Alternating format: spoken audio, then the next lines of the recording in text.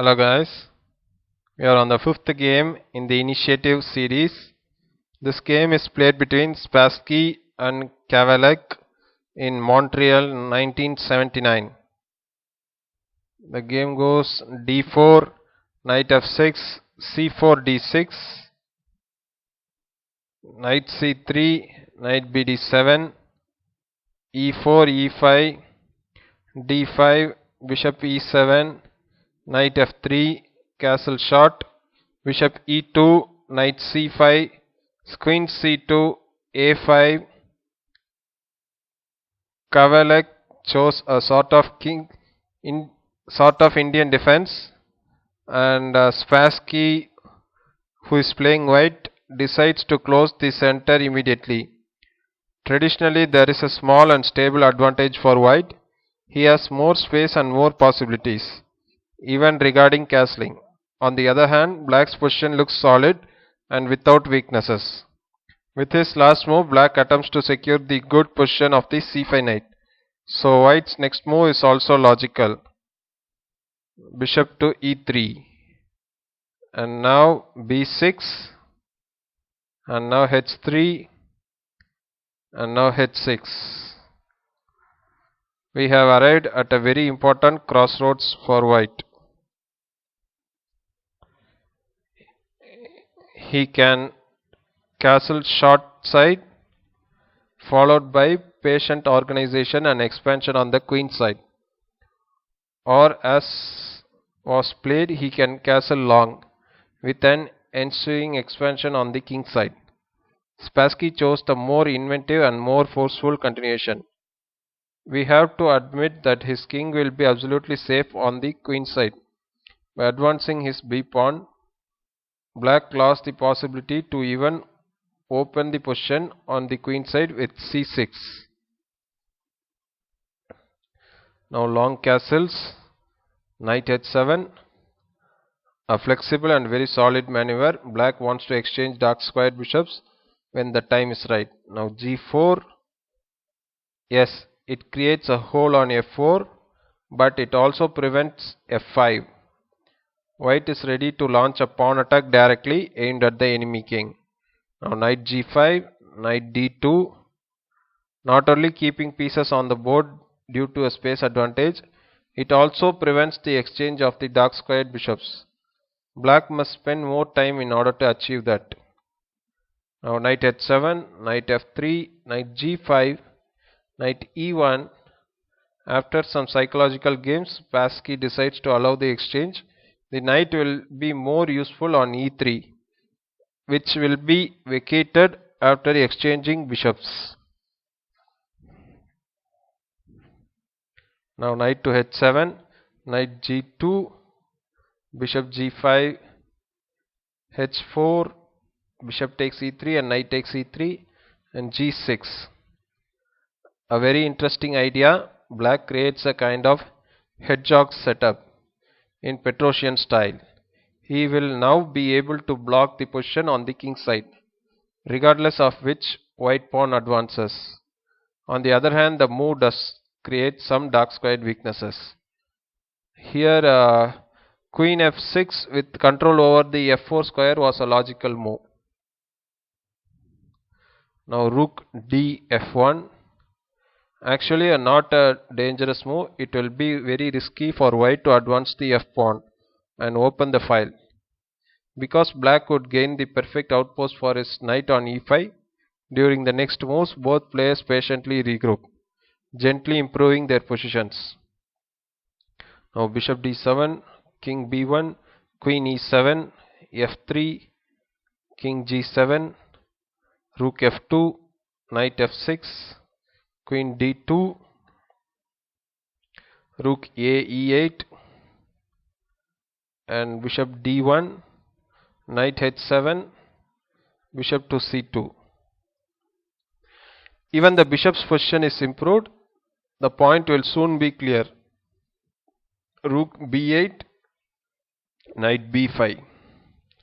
It looks bad for black to capture that knight, but in fact the consequences remain uncertain. Anyway, the pressure on c7 is not fatal for black. and the knight will end up returning to c3. Now rook bc8, rook and now rook f h2, now rook h8.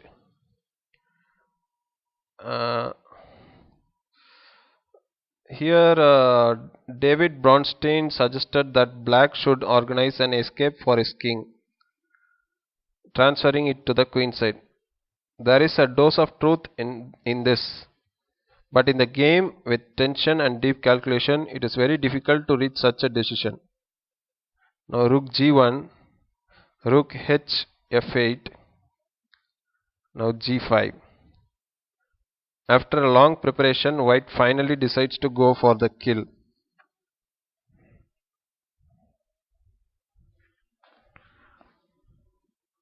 Now h5, a logical reaction, black keeps the king side closed. Now knight f5 check. This resource was perhaps overlooked by Kavalek, though to be fair it was not something he could have prevented. The game suddenly becomes complicated and very interesting. It is almost forced.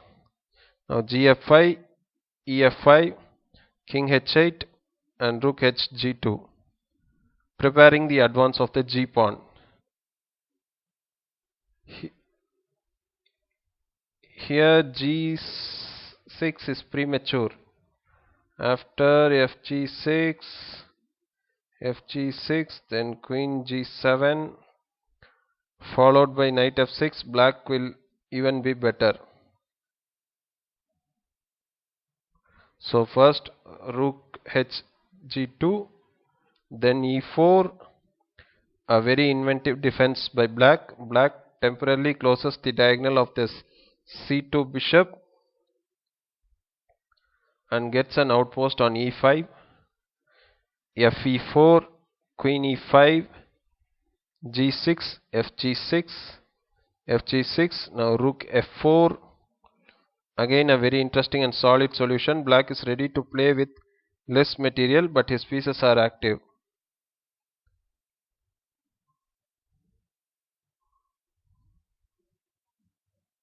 Here knight f6 is a blunder because there is g7 check. So if at all bishop to g4, bishop g4 still looks more precise.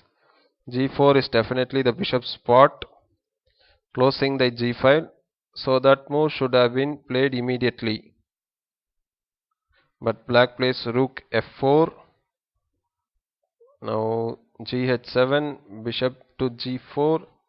The situation has changed dramatically. Spassky once again demonstrates his top class by perfectly understanding this. Black is now behind in terms of material, but with the initiative on the king side, Spassky immediately goes for the counter. He attacks on the queen side. In fact, this will eventually result in a breakthrough in the center. Now a3, now rook c f8. Here a4 can lead to the loss of this pawn. White could continue rook to f2 and rook takes f2, and after queen takes f2, then knight takes e4, now queen f7 with probably winning position.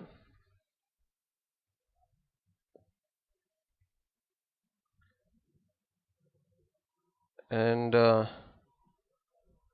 knight takes e4. Here knight takes e4 leads to the collapse after the fine queen to c1, keeping an eye on the f4 rook and with the idea to create a pin on the e file. After knight to c5 and rook to e1 and then queen to f6, then knight takes c7 and white wins here.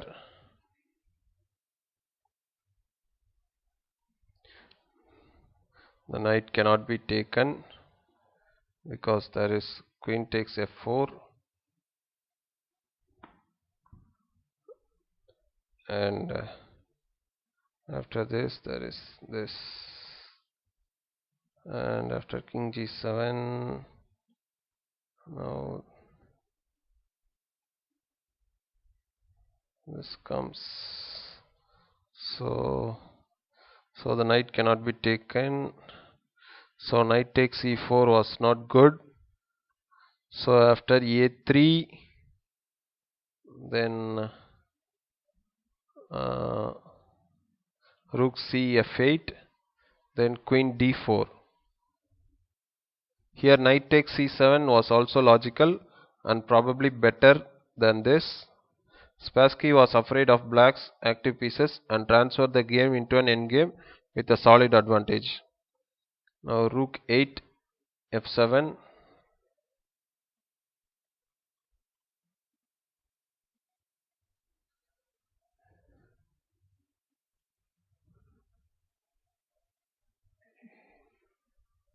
rook 8 f7, then queen takes e5, d takes e5, knight c3, protecting the e4 pawn and securing the advance of the b pawn. After his excursion, the knight returns to c3 at the right moment. Black cannot oppose white's queenside expansion and must try to find counterplay on the king side. Now king takes h7, king a2, knight d7, rook d2, rook f2, rook g2, rook takes g2, rook takes g2, knight f8, targeting the h4 pawn. White must act quickly. b4, ab4, ab4, knight g6, rook h2, king g7, c5, bc5, bc5, king f8, bishop a4, rook f6, king b3.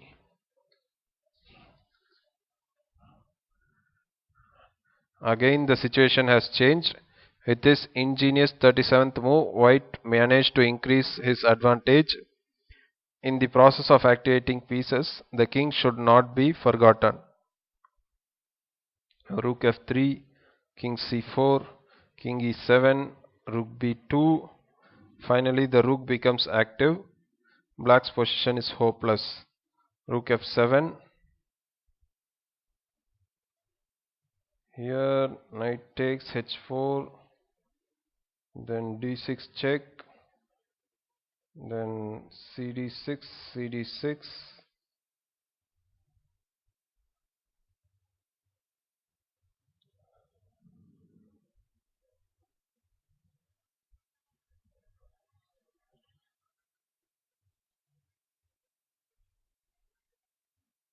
Oh, sorry. After cd6, there is knight d5 check. Now king e6, then rook to b7. Now d takes c5, then bishop to e8. With an upcoming mate would be an even more beautiful end to the game. After this,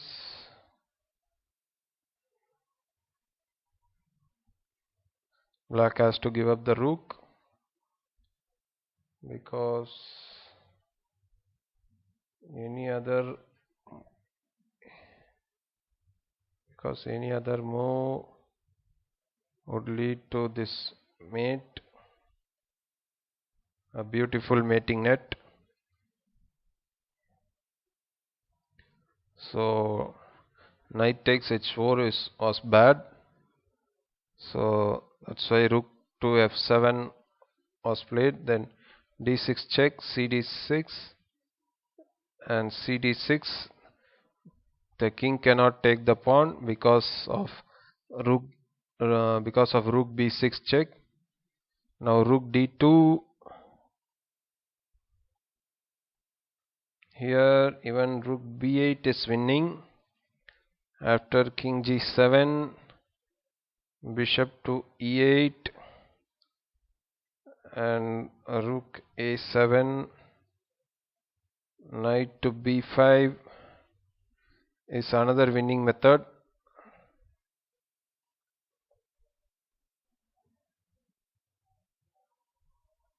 After rook d2, bishop d7, bishop takes, rook takes, then king d5, king e8, and black resigned here.